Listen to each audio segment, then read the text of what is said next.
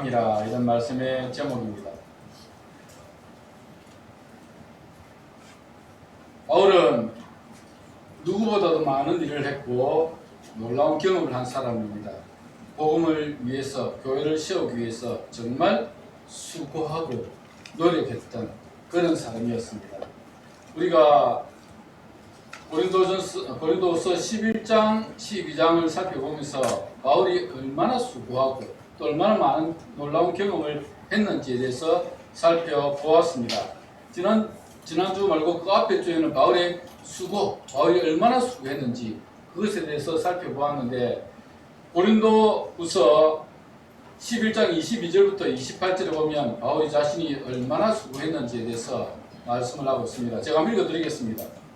그들이 히브리인이냐 나도 그러하며, 그들이 이스라엘인이냐 나도 그러하며, 그들이 아브라함의 후손이냐 나도 그러하며, 그들이 그리스도의 일꾼이냐 정신없는 말을 하거니와 나는 더욱 그러하도다. 내가 수고를 넘치도록 하고 옥에 갇히기도 더 많이 하고 매도 수없이 맞고 여러 번 죽을 뻔하였으니 유대인들에게 40에 하나 감한매를 5번 맞았으며 3번 태장으로 맞고 1번 파선하고 일주일을 깊은 바다에서 지냈으며 여러 번 여행하면서 강의 위험과 강도의 위험과 동족의 위험과 이방인의 위험과 시내의 위험과 광야의 위험과 바다의 위험과 거짓 정죄 중의 위험을 당하고 또 수고하고 애쓰고 여러 번 자지 못하고 줄이며 목마르고 여러 번 굶고 춥고 헐벗으노라. 이외에 이런 고사하고 아직도 날마다 내 속에 눌리는 일이 있으니 곧 모든 교회를 위하여 염려하는 것이라. 바울이 이렇게 자신이 수고한 것들을 이야기했던 이유가 뭐죠? 고린도 교회에 왔던 거짓 사도들, 거짓 선지자들, 그들이 자신들을 자랑하면서 자신들이 행했던 그 조그마한 일들, 그것을 마치 영광까지 섞어가면서 자신이 이렇게 많은 일을 했다라고 자랑을 하니까 너희들이 정신없는 말을 하는구나. 너희들이 그렇다면 나는 더욱 그러하다. 나는 더욱 수고를 넘치도록 했다라고 하면서 이렇게 자신에 대해서 자랑했습니다. 그런데 그렇게 자신을 자랑하고 난 후에 사도 바울이 뭐라고 했습니까? 나는 나의 약한 것들 외에는 자랑하지 아니하리라. 그렇게 말씀하고 있습니다. 고린도서 11장 30절을 보시면 내가 부득불 자랑할진대 내가 약한 것을 자랑하리라. 그렇게 말씀하고 있습니다. 거짓 사도들은 자신들이 했던 그 조그마한 일들을 막 부풀려서 이야기했지만 그들에 비해서 바울이 행한 일은 이렇게 놀라운 일들이었지만 사실은 나는 나의 약한 것들 외에는 자랑하지 않겠다. 나는 나의 약한 것을 자랑하리라. 그렇게 말씀하고 있는 것입니다. 그렇습니다. 여러분, 우리가 행했던 그 조그마한 일들, 그런 것들이 막 자랑거리가 될 수는 있겠지만 그런데 정말 우리는 우리 약함을 자랑해야 됩니다. 그렇지 않습니까? 우리 약함을 자랑해야 하나님의 영광이 드러나는 것입니다. 교회가 바로 세워지는 것입니다. 또 하나 바울은 자신이 했던 신비한 체험을 자랑하고 있습니다. 우리 지난 시간에 살펴본 내용입니다. 바울은 셋째 하늘에 다녀왔다 그랬죠. 낙원에 다녀왔습니다. 누구도 경험하지 못한 천국을 다녀온 신비한 체험을 했기 때문에 그 놀라운 체험을 그들에게 들려주고 있습니다. 고린도후서 12장 1절부터 5절을 제가 읽어드리겠습니다. 무익하나마 내가 부득불 자랑하노니 주의 형상과 계시를 말하리라. 내가 그리스도 안에 있는 한 사람을 아노니 그는 14년 전에 셋째 하늘에 이끌려 간더라. 그가 몸 안에 있었는지 몸 밖에 있었는지 나는 모르거니와 하나님은 아시느니라. 내가 이런 사람을 아노니 그가 몸 안에 있었는지 몸 밖에 있었는지 나는 모르거니와 하나님은 아시느니라. 그가 낙원으로 이끌려가서 말로 표현할 수 없는 말을 들었으니 사람이 가히 이르지 못할 말이로다. 내가 이런 사람을 위하여 자랑하겠으나 나를 위하여는 약한 것들 외에 자랑하지 아니하리라. 그렇게 말씀합니다. 여러분, 천국을 경험하고 오는 사람은 성경에 딱 두 사람이 있다는 말씀을 드렸습니다. 기억이 나십니까? 첫째는 바울이고 두 번째는 사도 요한. 사도 요한 계시록에 보면 사도 요한이 열린 문을 통해서 천국을 다녀온, 천국을 경험한 내용이 쭉 기록이 되어 있습니다. 이처럼 놀라운 경험을 바울이 했음에도 불구하고 바울은 자신이 했던 그 신비한 체험들을 막 영웅당처럼 자랑하지 않았습니다. 도리어 자신을 위하여서는 약한 것들 외에는 자랑하지 않겠다. 그렇게 말씀하고 있습니다. 그 이유가 6절 말씀에 있는 그대로 다른 사람들이 바울을 바라보는 그 시선이 너무 지나쳐서 하나님이 받으셔야 하는 영광을 자신이 받게 될까봐. 그래서 자신은 그 천국의 놀라운 신비한 경험들, 체험들을 이야기하면서 주님으로부터 들었던 그 놀라운 가히 사람이 말하지 못하는, 말할 수 없는 그런 이야기들을 내가 말하지 않겠다. 그렇게 말씀합니다. 6절 한번 제가 읽어드리겠습니다. 내가 만일 자랑하고자 해도 어리석은 자가 되지 아니할 것은 내가 참말을 함이라. 그러나 누가 나를 보는 바와 내게 듣는 바에 지나치게 생각할까 두려워하여 그만두노라. 그렇게 말씀합니다. 주님으로부터 가히 사람이 말할 수 없는 그런 놀라운 말을 들었지만 내가 그 일들을 다 말하지 않겠다. 왜냐? 나를 지나치게 생각할까 두려워하여 내가 말하지 않겠다라고 말씀하고 있는 것입니다. 여러분, 우리는 항상 하나님 영광 위해서 살아야 되는 사람입니다. 또한 우리는 항상 교회 공동체를 생각하며 살아야 되는 사람입니다. 내가 나를 자랑하고 내가 나를 드러내고 내가 나를 높이면 교회는 깨어지게 되어 있고 하나님의 영광은 가려지게 되어 있습니다. 그래서 우리는 항상 나의 약한 것을 자랑할 수 있어야 한다는 것입니다. 오늘 본문은 바울이 자신의 약함을 자랑할 수밖에 없는 이유를 설명하고 있습니다. 왜 바울은 자신의 약함을 자랑했는가? 그 이유는 무엇일까요? 바울은 자신의 약함을, 육신의 약함을 통해서 하나님의 능력을 체험할 수 있었기 때문에 바울은 자신의 약함을 자랑했습니다. 우리 인간은 어떤 동물들보다 위대하고 강합니다. 여러분, 인간이 만들어 놓은 세상을 한번 보시길 바랍니다.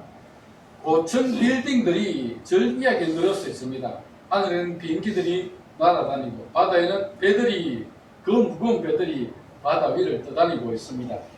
이제는 지구를 넘어 우주로 시선을 돌리고 있습니다. 우주 시대를 개척하고 있습니다. 그래서 우주 정거장도 만들어서 거기에 여행도 다녀올 수 있도록 여행 서품까지 만들고 있는 시대입니다. 이제 얼마 있지 않으면 아마 우주 정거장이 완성이 되고 거기에 사람들이 가서 며칠씩 혹은 몇 달씩 쉬었다 올 수 있는 그런 시대가 곧 도래할 것이라고 생각이 듭니다. 그뿐만 아니라 지금은 AI 시대라고 해서 인공지능 시대입니다. 인공지능 시대. 이미 인공지능 시대가 시작되었지 않습니까? 우리가 궁금한 것 AI한테 물어보면 다 대답을 해주는 시대입니다. 그뿐만 아니라 이 인공지능을 로봇에 탑재를 합니다. 로봇에 탑재를 하면 사람처럼 사람의 모양으로 이렇게 만들어 놓고 거기 AI를 탑재하면 스스로 판단해서 일을 할 수 있는 로봇이 생깁니다. 과학자들이 이야기하기를 한 20년쯤 후면 우리나라에 이런 로봇들이 가정마다 있어가지고 가정에서 그 로봇들이 요리도 하고 빨래도 해주고 그런 시대가 온답니다. 20년만 더 살아보시면 그 로봇들이 집에서 빨래도 해주고 또 그 로봇들이 청소도 해주고 해줍니다. 참 좋은 시대입니다. 물론 돈이 좀 있어야 되겠지만 그런 시대가 온다는 것입니다. 참 인간은 위대한 존재들이지 않습니까? 정말 놀라운 인간의 능력들을 우리는 볼 수 있습니다. 그러나 그러한 인간도 하나님 앞에서는 연약하고 초라한 존재일 뿐입니다. 지난주에 제18호 태풍 라가사가 대만과 그리고 필리핀 그리고 중국까지 이렇게 홍콩 중국까지 한번 휩쓸고 갔습니다. 그때 여러분 대만에서 사망한 사람이 14명이고 실종한 사람이 17명이었습니다. 필리핀도 3명이 사망했고 홍콩에서도 101명이 크고 작은 부상을 입었다 그렇게 발표했습니다. 중국은 얼마나 많은 피해를 입었는지 언급을 하지 않습니다. 중국은 폐쇄된 사회라서 많은 피해를 입었지만 엄청난 피해를 입었지만 언급을 하지 않고 있습니다. 인명피해뿐만 아니라 재산의 피해도 천문학적인 재산 피해를 입었습니다. 자연 앞에서 인간이 얼마나 연약한 존재임을 보여줍니다. 태풍 하나만, 큰 태풍 하나만 와도 수십 명이 죽임을 당하고 천문학적인 재산 피해를 입고 이런 일들이 일어나고 있다는 것입니다.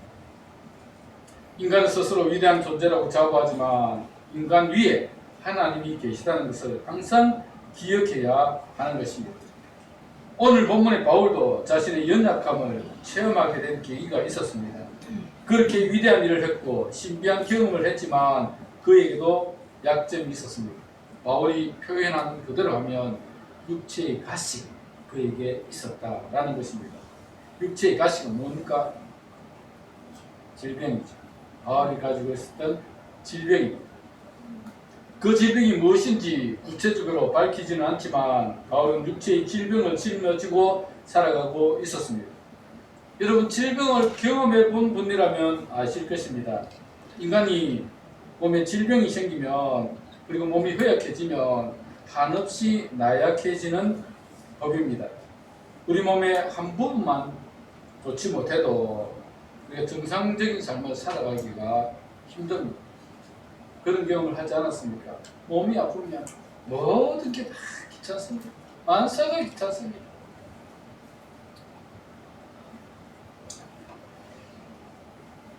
여러분도 잘 아시겠지만 저에게도 질병이 하나 있습니다. 통풍이라는 질병이 있습니다. 이 통풍은 신장이 안 좋아서 생기는 것입니다. 신장에서 또 폐물들을 다 끌어내어서 땀으로 또 소변으로 이렇게 다 배출을 시켜야 되는데 그렇게 하지 못하니까 이게 요산이라고 하는 찌꺼기들이 관절 같은 데 붙어서 발작을 일으키면 그것을 통풍이라고 그렇게 이야기를 합니다. 이 통풍, 신장이 제가 좋지 못하니까 의사 선생님이 하는 말이 알약을 하나 먹으면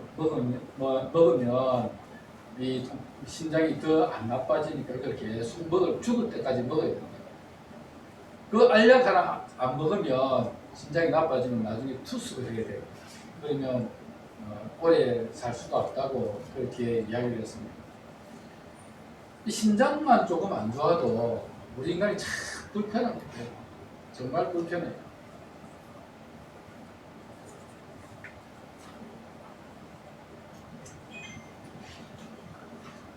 우리 몸의 한 부분만 약해져도 여간 불편한 것이 아닙니다. 그렇게 우리가 질병을 앓고 나면 우리가 얼마나 연약한 존재인지를 깨닫게 됩니다. 지난 주간에 개그맨 전주성 씨가 별세를 했습니다. 작년 76세로 세상을 떠났는데 별명이 폐기흉입니다. 폐기흉이 뭐냐면 폐에 구멍이 생기는 것인데 폐에 구멍이 생기면 이게 바람이 폐에서 신장 쪽으로 이렇게 가면 거기에 공기가 차면 폐가 확장을 못하고 폐가 제 기능을 못하기 때문에 심하면 죽음에까지 이를 수 있다고 합니다. 그래서 이 전주성 씨가 폐에 구멍이 나가지고 그것 때문에 결국은 사망에 이르게 되었습니다. 우리 몸의 한 부분만 고장이 나도 우리는 생명을 위협받을 수 있는 연약한 존재입니다. 사도 바울도 몸의 질병으로 어려움을 겪었던 것 같습니다. 오늘 본문 7절에 보면 이렇게 기록하고 있습니다. 여러 계시를 받은 것이 지극히 크므로 너무 자만하지 않게 하시려고 내 육체의 가시 곧 사탄의 사자를 주셨으니 이는 나를 쳐서 너무 자만하지 않게 하여 하심이라.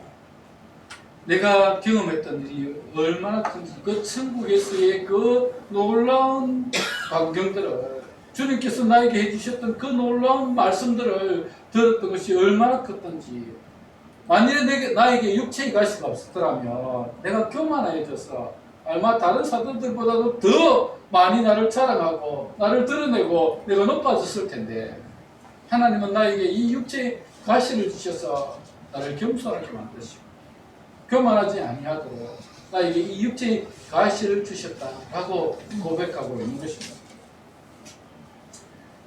하나님은 우리 인간들이 너무 자만하지 않게 하시려고 때로 우리에게 이런 어려움을 주시기도 합니다.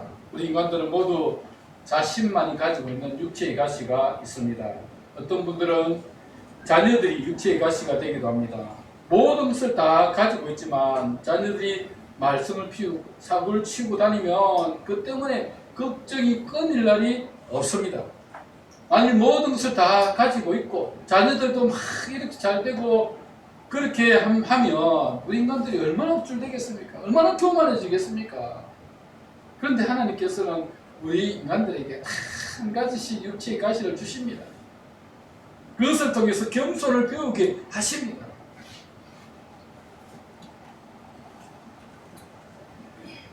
자녀뿐만 아니라 또 어떤 분들은 물질 때문에 겸손함을 배우기도 합니다. 우리 가정 예를 들면 우리는 참 행복한 가정입니다. 정말 자녀들도 잘 자라줬고 부족함이 없는 행복한 가정인데 제일 하나 아쉬운 게 제 물질이 아쉽습니다. 만일 하나님께서 우리에게 이렇게 행복한 가정 가운데 물질도 풍족하게 주셨다면 우리가 교만하여 다른 사람들 우습게 여기고 세상에 좋은 것 누리면서 그렇게 살지 않았겠습니까?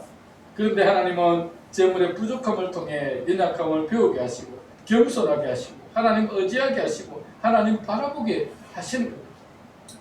우리 인간은 무언가 부족한 것을 통해 우리 연약함을 발견하게 되고 하나님을 의지하며 살아가는 것 같습니다. 하나님은 이스라엘 백성들을 애굽에서 건져내어서 가나안 땅에 들이시려고 했습니다. 그런데 이스라엘 백성들을 바로 가나안 땅에 들이지 아니하시고 40년 광야 생활을 하게 하셨습니다. 이 40년 광야 생활을 하는 동안에 부족한 것이 참 많았습니다. 먹을 것, 첫째 먹을 것. 그죠? 농사를 지을 수 없으니까 그 200만 명이 넘는 사람들이 물을 지어서 가는데 하나님께서 하늘에서 만나를 내려주시지 않았으면 그들은 다 굶어 죽었습니다. 또 광야길을 가는 동안에 물이 없었다면 그들이 목말라서 죽었겠죠. 그래서 하나님께서 그들에게 때로는 바위를 통해서 바위에서 샘이 솟아서 이스라엘 백성들을 물을 먹이시고 또 때로는 오아시스를 발견하게 하셔서 그들을 먹이게 하셨습니다. 뿐만 아니라 사방에 대적들이 널려 있었습니다. 이 광야길을 가는 동안 이스라엘 백성들은 하나님이 없었다면 그들이 살아남을 수가 없었을 것입니다. 하나님께서 이스라엘 백성들을 광야길로 인도하신 이유를 신명기 8장 2절에서 3절에서는 이렇게 설명하고 있습니다. 제가 읽어드리겠습니다.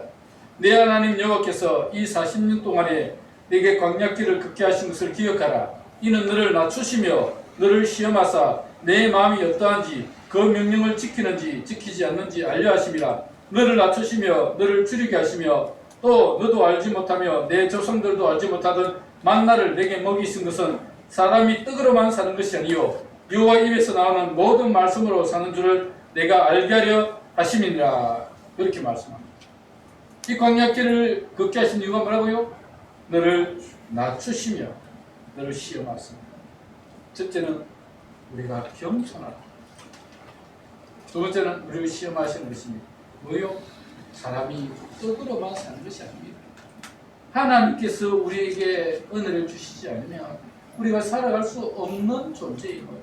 광야 40년 동안에 하나님의 은혜가 없었다면 그들은 모두 광야에서 죽었을 것인데 우리 인간은 그렇게 하나님의 은혜로 살아가는 존재인 거예요. 하나님께서는 가르쳐 주시기 위해서 그 가나안 땅에 들어가기 전에 하나님께서 주신 그 가나안 땅에 들어가기 전에 그들은 하나님의 은혜로 살아가는 존재임을 깨닫도록 하기 위해서 그 40년 광야길을 걷게 하신 것입니다. 우리 인생은 누구나 다 광야의 길을 경험합니다.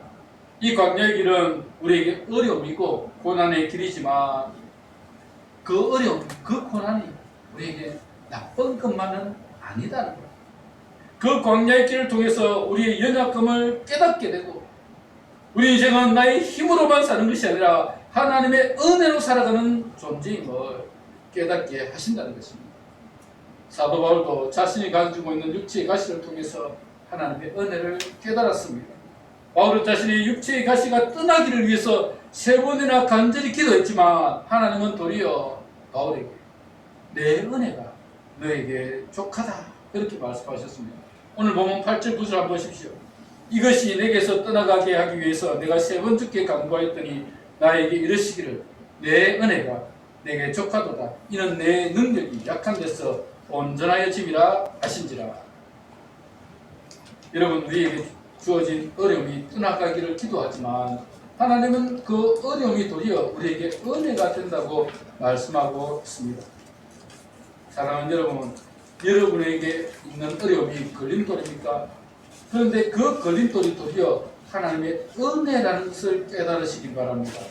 그 걸림돌이 없으면 우리가 얼마나 교만해지는지 모릅니다. 우리의 삶의 어려움이 없고 모든 일이 형통하다면 우리는 교만하여 하나님을 의지하지 않을 것이고 하나님 없이 살아갈 수도 있게 된다는 것입니다. 우리에게 육체의 가시를 주신 하나님의 은혜를 깨달으시기 바랍니다. 그 은혜가 우리에게 필요합니다.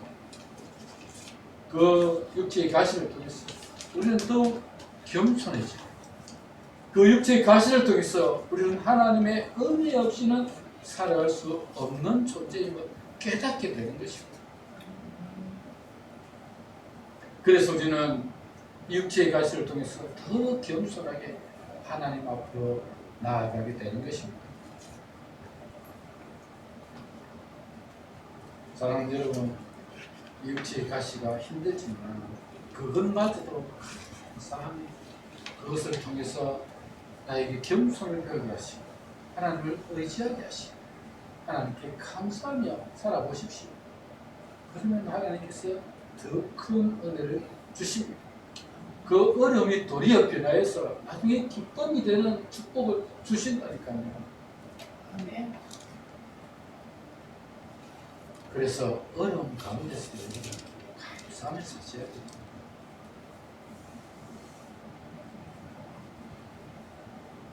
뿐만 아니라 하나님은 우리의 연약함을 통하여서 일하시고 우리가 교만하여 하나님 없이 우리의 힘으로 살아가려고 하면 하나님 일하시지 않습니다. 내가 잘났어. 내 힘으로 다 할 수 있는데 하나님 못하라. 그래 네 마음대로 살아봐라. 내버려 두시지 도와주실 이유가 없다는 겁니다. 우리의 힘으로 우리의 능력으로 충분히 살 수 있다고 자부하는데 하나님 뭐하는 거 도와주시겠습니까? 우리가 연약한 자임을 깨닫고 하나님을 의지하며 기도할 때 하나님은 역사하십니다. 사도 바울도 자신의 연약함을 인정하고 하나님을 의지했더니 하나님께서 놀라운 역사를 이루어 주셨습니다. 오늘 본문은 그것을 고백하고 있습니다. 오늘 본문 9절 하반절과 10절을 한번 보십시오. 그러므로 도리어 크게 기뻐함으로 나의 여러 약한 것들에 대하여 자랑하리니 이는 그리스도의 능력이 내게 머물게 하려 함이라. 그러므로 내가 그리스도를 위하여 약한 것들과 능력과 궁핍과 환난과 공부를 기뻐하노니 이는 내가 약할 그때에 강함이라. 여러분, 우리가 연약하면 그리스도의 능력이 내게 머물게 된다. 그렇게 말씀합니다. 내가 연약함을 고백하고 하나님의 은혜를 구할 때 하나님의 능력이 나와 함께 하셔서 나를 통해서 하나님의 능력이 나타나는 것입니다. 바울 사도가 여러분 교회를 세우기 위해서 얼마나 많이 수고했습니까? 그가 약한 것, 능력, 궁핍, 박해, 권고 그런 것을 당했지만 오히려 기뻐하는 이유가 뭐냐면 이는 내가 약한 그때의 강함입니다. 그렇게 힘들고 어렵게 주의 복음을 전하며 교회를 세웠는데 그때마다 하나님은 그를 도와주셨습니다. 그때마다 역사하셨습니다. 그때마다 그 죽음의 위기에서 그를 건져주셨고 복음을 전할 수 있는 힘을 주셨고 또 그 복음을 전하여서 생명을 살리고 영혼을 구원하고 교회를 세우는 일들을 감당하게 하셨습니다. 우리가 연약할 때, 연약함을 인정할 때, 하나님의 도움을 간구할 때 하나님은 나의 연약한 가운데 함께 하시고 주의 능력이 나를 통해서 나타나도록 역사하시는 것입니다. 그래서 바울은 자신의 약함을 자랑했습니다. 하나님은 자신의 약함을 인정하는 겸손한 자를 사용하십니다. 교만하여 하나님의 능력은 필요하지 않다거나 자신의 능력으로 충분히 해결할 수 있다고 생각하는 자에게 하나님은 역사하지 않는 것입니다. 그들이 힘으로 할 수 있다고 자부하는데 굳이 무엇으로 하나님께서 일하시겠습니까? 나는 할 수 없는 연약한 자입니다. 하나님의 은혜가 아니면 살아갈 수 없습니다. 라며 겸손히 하나님의 은혜를 구하는 자에게 하나님의 능력은 나타나는 것입니다. 하나님은 자신의 약함을 인정하고 겸손히 하나님의 도움을 구하는 그들을 사용하십니다. 고린도전서 1장 26절에서 29절을 제가 읽어드리겠습니다. 형제들아 너희를 부르심을 보라. 육체를 따라 지혜로운 자가 많지 아니하며 능한 자가 많지 아니하며 문물 좋은 자가 많지 아니하도다. 그러나 하나님께서 세상에 미련한 것들을 택하사 지혜 있는 자들을 부끄럽게 하려 하시고 세상에 약한 것들을 택하사 강한 것들을 부끄럽게 하려 하시며 하나님께서 세상에 천한 것들과 멸시받는 것들과 없는 것들을 택하사 있는 것들을 폐하려 하시나니 이는 아무 육체도 하나님 앞에서 자랑하지 못하게 하려 하시나니 이는 아무 육체도 하나님 앞에서 자랑하지 못하게 하려 하심이라. 하나님은 약한 자들을 들어 사용하십니다. 하나님이 사용하시는 자는 세상에 강한 자가 아닙니다. 지혜로운 자가 아닙니다. 많이 가진 자가 아닙니다. 학식이 높은 자가 아닙니다. 하나님은 겸손히 하나님을 의지하며 하나님의 도움을 구하는 자를 사용하십니다. 그래서 하나님은 약한 자를 통해서 강한 자를 배하게 하시고 문불 배우지 못한 자를 통해서 문불 좋은 자를 무너뜨리시는 우리 하나님이십니다. 여러분 정말 우리가 하나님 앞에 겸손히 나아가야 합니다. 내가 약함을 인정해야 됩니다. 나는 알 수 없기 때문에 하나님을 의지합니다 라고 고백해야 됩니다. 아멘. 그때 하나님께서 일하시는 것입니다. 아멘. 우리 미남교회가 여리고 전도 대행진을 하고 있는데 지금 이 시대는 정말 전도가 쉽지 않은 시대입니다. 그러나 우리의 연약함을 고백하고 하나님의 은혜를 구하는 자들의 기도를 들으시고 하나님은 역사하십니다. 여러분 우리가 정말 겸손히 하나님을 의지하고 기도하면 하나님께서 우리를 통해서 놀라운 역사를 일으켜 주실 것입니다. 아멘. 믿음으로 나아갑시다. 아멘. 그리스도의 능력은 약한 나를 통해서 나타납니다. 이 지역이 여리고 성처럼 강할지라도 하나님께서 역사하시면 무너지게 되어 있습니다. 우리의 힘이 아닌 하나님의 능력을 믿고 나아간다면 하나님의 역사는 일어날 것입니다. 오늘 본문 10절 마지막에 말씀하고 있는 대로 내가 약한 그때에 강함이라. 아멘. 하나님은 약한 나를 통하여 역사하기 때문에 내가 약할수록 하나님의 역사는 더욱 강력하게 일어나게 될 것입니다. 여러분 이스라엘 백성들이 이제 40년 광야 생활을 마치고 가나안 땅을 점령할 때에 갈렙이 요수에게 가서 저 헤브론을 나에게 주십시오 라고 그렇게 이야기했습니다. 그 성에는 거대한 아낙 자손이 살고 있고 그들이 강할지라도 이 산지를 내게 주시면 내가 점령하겠습니다. 하나님이 나와 함께 하시면 그들은 우리의 밥일 것입니다 라고 이야기했습니다. 요수아 14장 12절 읽어드리겠습니다. 그날에 여호와께서 말씀하신 이 산지를 내게 주소서. 당신도 그날에 들으실 거니와 그곳에는 아낙 사람이 있고 그 성읍은 크고 견고할지라도 여호와께서 나와 함께 하시면 내가 여호와께서 말씀하신 대로 그들을 쫓아내리이다. 여러분 갈렙은 정말 하나님을 의지하며 하나님께서 나와 함께 하시면 그들이 아낙 자손들이 그 크고 강대한 그 아낙 자손들이 살고 있는 그 땅이라도 우리는 비록 연약하지만 우리는 그들에 비하면 메뚜기 같지만 그러나 하나님이 나와 함께 하시면 우리가 그들을 쫓아낼 수 있을 것입니다. 그런 믿음이 있었습니다. 갈렙과 같은 고백이 오늘 우리의 고백이 되길 원합니다. 이 성이 아무리 크고 강할지라도 여호와께서 우리와 함께 하시면 복음으로 정복할 수 있다는 믿음으로 나아가서 이 성을 복음으로 점령하는 역사가 일어나게 되기를 소망합니다. 아멘. 하나님은 우리의 연약함을 들어 사용할 것입니다. 나의 약함을 고백하고 하나님의 강함을 인정하고 믿음으로 기도하고 전도하면 하나님의 역사는 일어나게 될 것입니다. 오늘부터 우리 기관별로 전도를 합니다. 남전도에부터 점심 먹고 나가서 복음을 전할 것입니다. 이 지역에 나아갈 것입니다. 우리가 전하는 이 전도지 그들의 마음의 문이 열려지고 주님의 교를 찾아 나오는 역사가 있을 수 있도록 기도하고 하나님 의지하고 나아가면 놀라운 기적들이 일어나게 될 것입니다. 아멘. 믿음으로 한번 해봅시다. 할 수 있습니다. 하나님이 나와 함께 하시면 불가능은 없습니다. 그렇게 믿음으로 나아가서 우리 민한교에 맡겨주신 이 지역 복음을 전념하는 놀라운 은혜가 있게 되길 주님의 이름으로 축복합니다.